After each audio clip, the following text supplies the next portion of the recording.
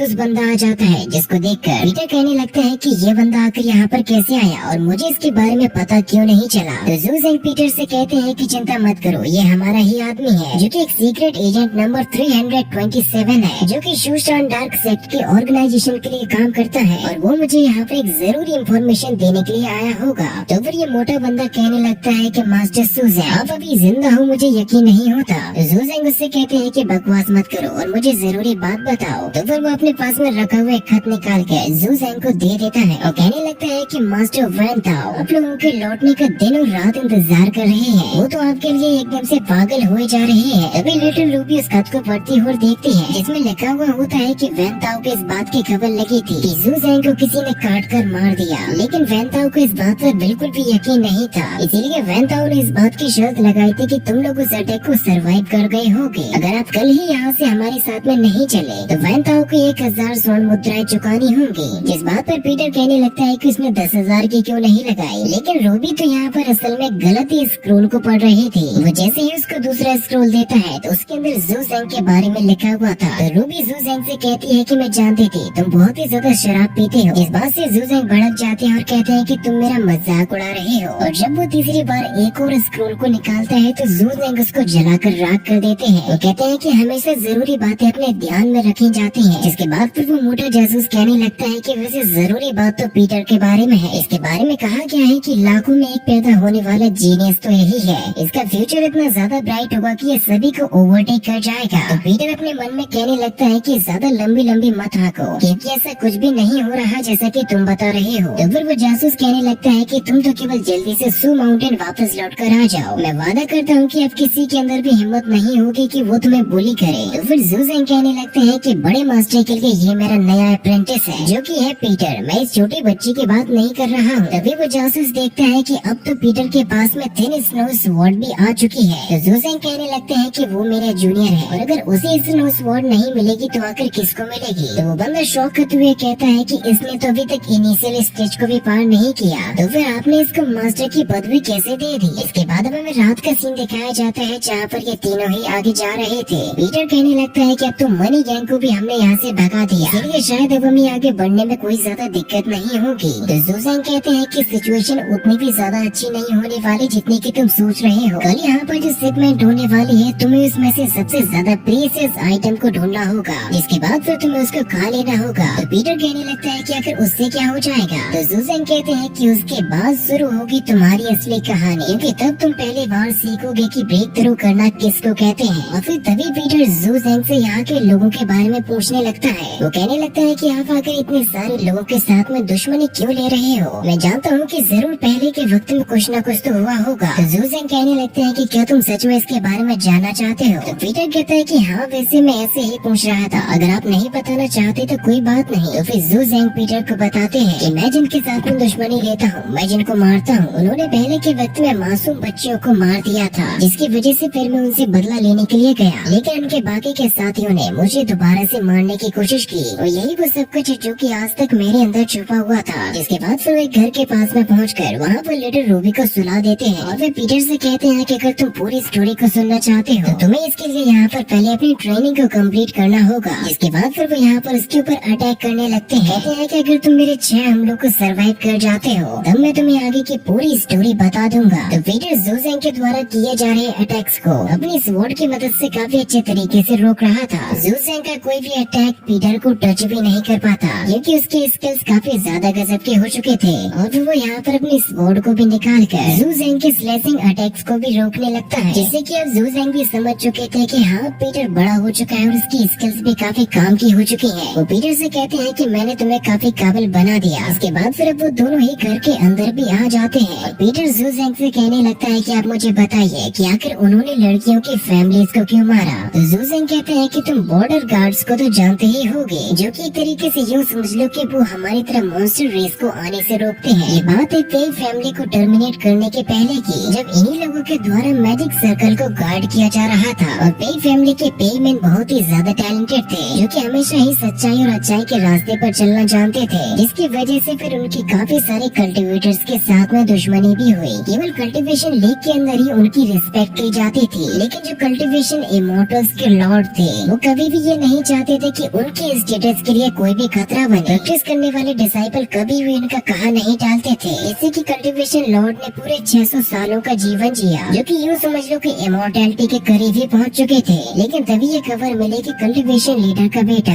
Man के girl के साथ में मैरी करना चाहता है, जिसकी वजह से टियाशा हॉल में इमोर्टल्स की एक मीटिंग को अरेंज किया गया। तो पीटर कहने लगता है कि कोई बिना किसी इजाजत के दूसरे से मैरी कैसे कर सकता है। तो जूजेंग कहते हैं कि हाँ बिल्कुल, पेईमैन ने भी इसको मना कर दिया और यही वो डिसीजन था जो कि उसकी जिंदगी को आज से 10 साल पहले ले डूबा। मैं जब वहाँ पर पहुँचा तो सभी लोगों को मार दिया गया था सिवाय इस बच्ची के। इसके बाद तो तुम जानते ही हो कि आखिर क्या क्या हुआ। ये बच्ची तभी से मेरे साथ है और इसके बाद फिर मैं तुमसे भी मिला और मैं ये जानकर भी काफी खुश हूँ कि ये बच्ची तुम्हारे साथ में ज्यादा खुश रहती है। लेकिन पता नहीं क्यों तुम बचपन से ही इसकी बातें सुनकर भागते आ रहे हो। केवल एक हादसे ने हम तीनों को ही एक साथ मिला दिया। पीटर कहने लगता है कि उस वक्त में इसलिए भागा था क्योंकि मुझे लगा कि जैसे मेरी जान खतरे में आ चुकी है, कहीं ऐसा न हो कि कोई इविल मुझे खत्म कर दे। जूजेंग कहने लगते हैं कि चलो ठीक है, बहुत वक्त हो चुका है तुम्हें ये स्टोरी सुनाते सुनाते, अब जल्दी से सो जाओ क्योंकि कल हम लोगों को बहुत ही ज्यादा बड़ा काम करना है। पीटर कहने लगता है कि बड़े भाई मेरे पास में केवल एक सवाल और रह गया है कि आखिर कल की जो शिपमेंट होने वाली है उसका असली ओनर कौन है। तो जूजेंग बताते हैं कि यूँ समझ लो कि वो इविलनेस का राजा है। तुम्हारा काम है वहाँ से केवल पिल्स को लेना और हम लोग वही करेंगे, इसीलिए अब जाओ और जाकर आराम करो। और पीटर कल के बारे में सोचते हुए वहीं पर आराम से सो जाता है। इसके बाद फिर हमें अगले दिन का सीन दिखाया जाता है जहाँ पर काफी बड़ी मात्रा में किसी चीज की शिपमेंट की जा रही थी, जिस पर नजर होती है पीटर और उसके सीनियर की। और इसी के साथ में यह एपिसोड भी यहीं पर खत्म हो जाता है।